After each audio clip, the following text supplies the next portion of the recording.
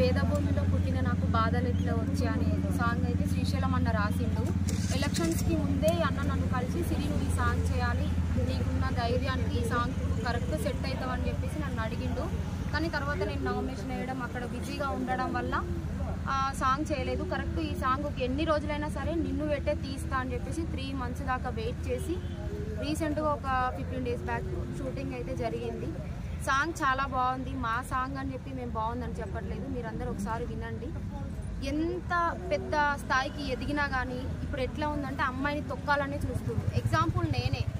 So నేను ఎలక్షన్లో నిలబడ్డప్పుడు కూడా నువ్వు అమ్మాయివి నీకెందుకు, ఇంట్లో వండి పెట్టుకుంటూ ఉండే నీకు బయట రాజకీయం ఎందుకు, ప్రతి దాంట్లో తొక్కడమే అనమాట. అమ్మాయి అయితే అసలు తొక్కడం.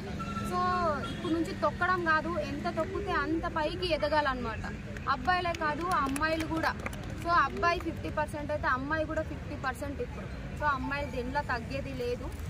ఈ సాంగ్లో మెయిన్ ఏంటంటే అమ్మాయిల పైన జరుగుతున్నటువంటి దాడులు కానీ వంటింటికే కాదు పరిమితం అమ్మాయి అనేది, ఎక్కడికైనా వెళ్ళగలదు అని ధైర్యం చెప్పే ఒక సాంగ్ అనమాట. సో ఒకసారి మీరందరూ చూడండి సాంగ్ ఎట్లుందనేది.